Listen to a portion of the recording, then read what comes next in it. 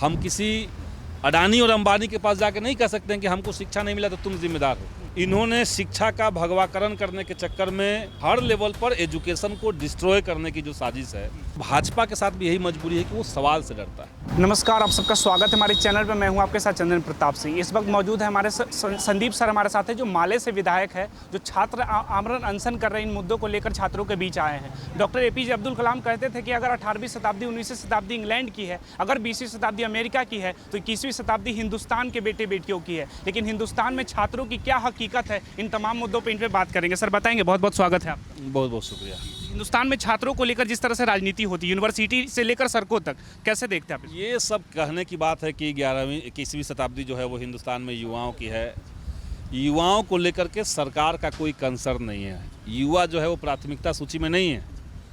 और यही कारण है कि आज बिहार के अंदर विश्वविद्यालयों के भीतर खुलेआम जो है वो नियमों की अवहेलना करते हुए धांधली हो रही है। और इसकी सूचना राजभवन में एक बार नहीं सैकड़ों बार लोगों ने दिया, तब भी कोई कार्रवाई नहीं हो रही है।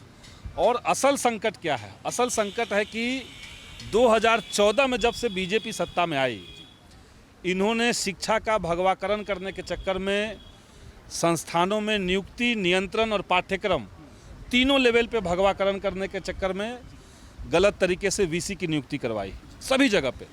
वो चाहे केंद्रीय विश्वविद्यालय के वाइस चांसलर हों या अलग अलग स्टेट में राज्यपाल के मातहत जो VC नियुक्त हो रहे हैं।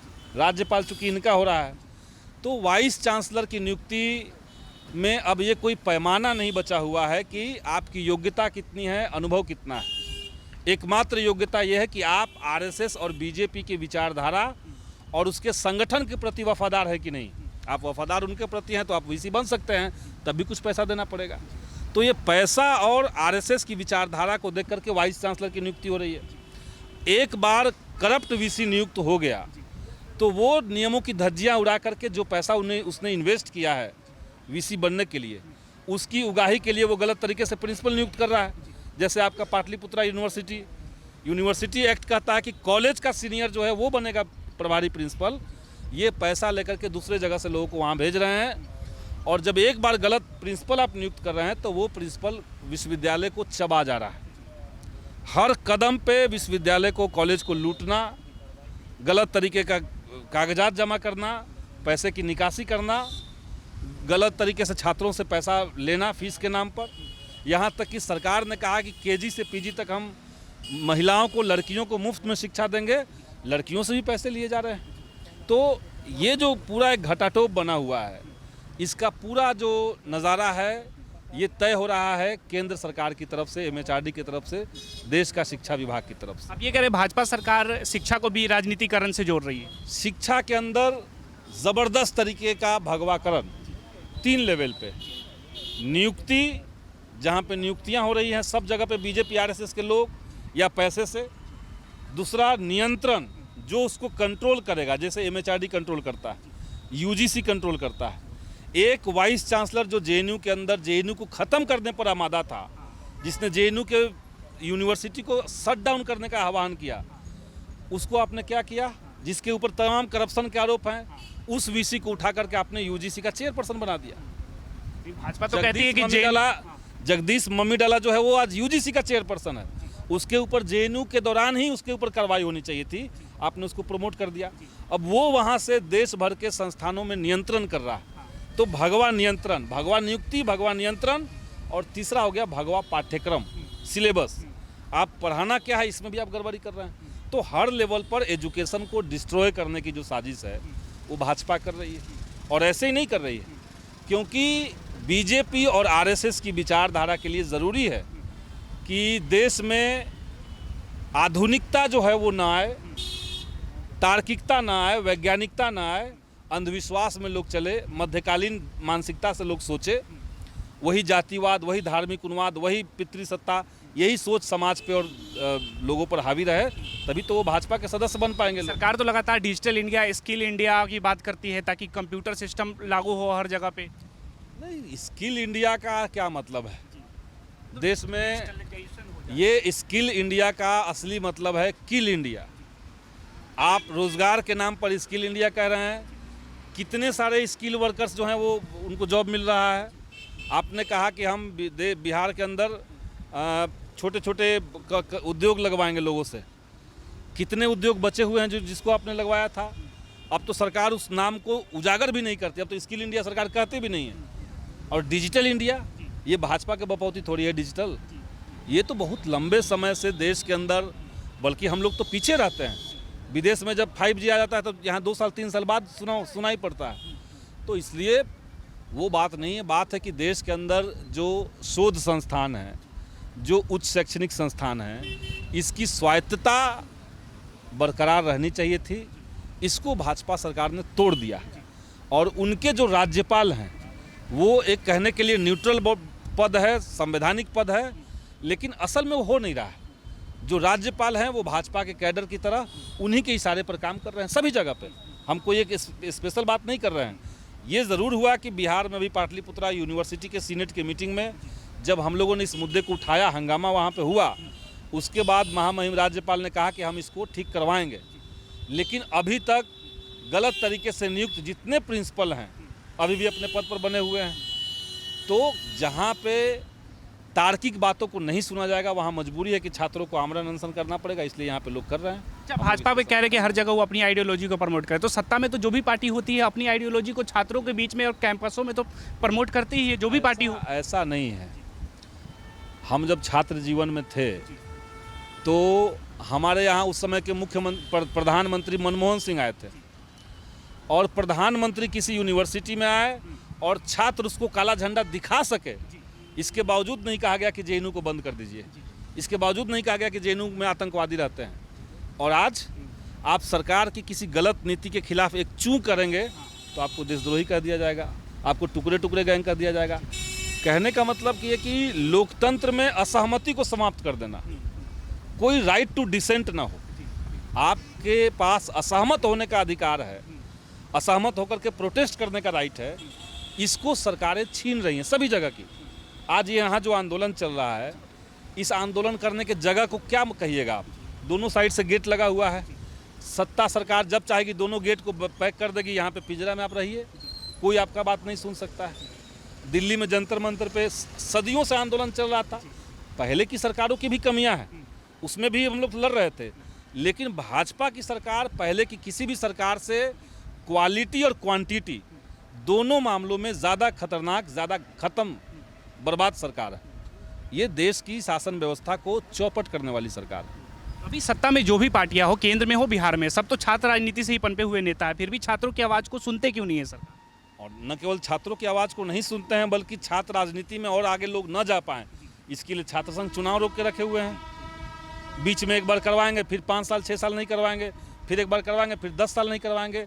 यानी छात्र राजनीति में जो लोग हैं उनकी कंटिन्यूटी नहीं बननी चाहिए, वो सत्ता तक न पहुँचे। अब हम आ गए हैं, अब दरवाज़ा बंद कर दीजिए, ये मानसिकता से सरकारें चल रही हैं। अभी जेएनयू से पड़े हुए, जेएनयू का जो देश में जिस तरह से परसेप्शन जनरेट किया गया कि देशद्रोहियों का अड्डा है, तो सरकार ऐसा क्यों जनरेट कर रही है परसेप्शन? क्योंकि जेएनयू में सस्ती पढ़ाई होती है।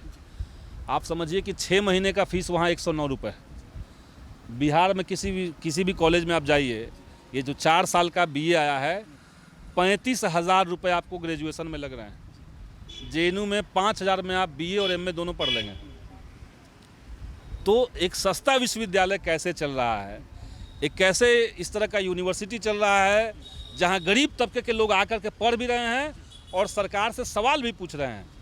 और सरकार से जो तानाशाह, कोई भी तानाशाह, वो सवाल से बहुत डरता है। तो भाजपा के साथ भी यही मजबूरी है कि वो सवाल से डरता है। जेएनयू के लोग कहते हैं कि भाई जैसे जेएनयू सस्ता यूनिवर्सिटी है, वैसे ही देश का सब यूनिवर्सिटी सस्ता होना चाहिए। सरकार कहती है कि नहीं, जैसे देश में सब महंगा है, हम जेएनयू को भी महंगा कर देंगे। तो नज़रिया की बात, हम चाहते हैं कि एजुकेशन जो है वो फ्री होना चाहिए, क्वालिटी उसकी होनी चाहिए। और यहाँ तो कचरा, पढ़ाई के नाम पर कचरा हो रहा है। अभी छात्र आंदोलन से निकले हुए, छात्र की राजनीति हमेशा की है कैंपस में। कई राजनीतिक जानकार ये कहते हैं कि पढ़े लिखे, पीछे सारे युवाएं बैठे हैं जो छात्र हैं, छात्र पढ़ने निकलने वाले लोग राजनीति नहीं करते हैं, पढ़ाई लिखाई करें, अपना राजनीति में अपना क्या भविष्य तलाश रहे हैं। तो राजनीति करेंगे कौन? वही लोग कहते हैं कि राजनीति में पढ़े लिखे भी उनको लोग चाहिए। नेता के बारे में तो वही लोग परसेप्शन बनाते हैं, अरे फलाना तो मैट्रिक नहीं किया हुआ है, उसको कैसे वोट दे देंगे। तो पढ़े लिखे लोग चाहिए, लेकिन पढ़े लिखे लोग राजनीति करेगा तो आपको दिक्कत। तो राजनीति को तो हम मानते हैं कि राजनीति शास्त्र जो सब्जेक्ट है, आप अभी के कोई टॉपर MBA के स्टूडेंट को पकड़िए, आप उनसे पूछिए कि धर्मनिरपेक्षता का क्या मतलब है, संविधान में जो समाजवाद कहा गया उसका क्या मतलब है, देश में संप्रभुता का क्या मतलब है, उसको नहीं पता है, पता ही नहीं है, वो पढ़ाया ही नहीं गया है। बाकी सारी चीज़ें पढ़ाई गई हैं, लेकिन जिस चीज़ से देश की शासन व्यवस्था चल रही है उसके बारे में उनको जागरूक नहीं किया गया है। जो लोग जागरूक होते हैं वो अपनी आवाज़ उठाते हैं, आवाज़ उठाते हैं तो कई लोगों को दिक्कत होती है। तो पढ़ने लिखने का मतलब ये नहीं है कि आप केवल नौकरी करें, पढ़ लिख करके आप समाज को वही पढ़ाई लिखाई जिस समाज ने अपने खून पसीने से इन्वेस्ट किया। जैसे हमने JNU में पढ़ाई की तो हम तो बहुत सस्ते दर पे पढ़ाई किए, तो ऐसा तो नहीं था कि वहाँ पे खर्च नहीं था, तो जनता का पैसा टैक्स से उसमें लगा। अब हम उससे पढ़ के निकले तो हम चाहते हैं कि हमें जो जनता का पैसा से पढ़ाया गया हम जनता को वापस लौटाएं, तो हम जनता के बीच में काम कर रहे हैं। कई इंटेलेक्चुअल यही तो कहते हैं कि JNU में हमारे टैक्स के पैसे का गलत इस्तेमाल करती है, सब पढ़ाई की आड़ में दिन भर राजनीति करते रहते हैं। क्या राजनीति किसके लिए हो रहा है?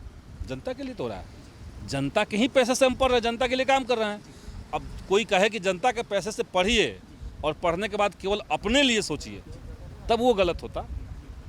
जहाँ पे जनता का पैसे का इस्तेमाल जनता के लिए हो रहा है, आप JNU से पढ़े हुए लोग न केवल राजनीति में हैं बल्कि उससे ज़्यादा लोग तो ब्यूरोक्रेट्स में हैं। आप देखिए पूरे देश में सब जगह पे IAS IPS भरे हुए हैं JNU के, तो वो समाज में कुछ कर रहे हैं। तो इसलिए ये सब बकवास बातें हैं। बात है कि इस सरकार को एजुकेशनल इंस्टीट्यूशन को ख़त्म करना। JNU की बात छोड़ दीजिए, HCU में क्यों हमला हुआ, इलाहाबाद यूनिवर्सिटी में क्यों स्थिति ऐसी है, BHU को क्यों नष्ट किया जा रहा है। तो सारे विश्वविद्यालयों में फीस को आपने बहुत महंगा कर दिया, गरीब बच्चों को बाहर कर दिया, और आप एजुकेशन को धन उगाही का एक माध्यम समझ लिए। ये गड़बड़। शिक्षा में भी जो जिस तरह से प्राइवेटाइजेशन आ रहे हैं, लगता है समाज के हित में है? एकदम नहीं, हित में नहीं है। प्राइवेटाइजेशन कहीं भी किसी के हित में नहीं हो सकता है, वो चाहे शिक्षा में हो, स्वास्थ्य में हो, कहीं पे भी हो। प्राइवेटाइजेशन का मतलब हुआ कि चंद बिचवान जो होंगे उनके फायदे के लिए होगा और एक बड़े तबके को आप बाहर निकाल देंगे। जो इसेंशियल चीज़ें हैं वो सरकार की जिम्मेदारी है, शिक्षा, स्वास्थ्य, ये सब सरकार की जवाबदेही है।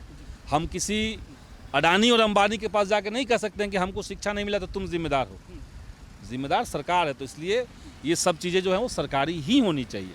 अभी देश का जिस तरह से बजट आया, बिहार में कह रहे हैं कि 1 करोड़ युवाओं को रोजगार देंगे, शिक्षा के लिए बेहतर करने के लिए, कॉलेज के लिए कहा जा रहा है। तो लगता है दिखेगा ज़मीनों पे कुछ? कह रहे हैं, लेकिन आप ही कुछ समय बाद कहेंगे कि सिर्फ जुमला था। तो सब कह रहे हैं लेकिन करेंगे नहीं। तो हमारे वीडियो के माध्यम से जो अगर देख रहे हो, अगर सत्ता तक बात पहुंच रही है तो क्या मैसेज देंगे आप?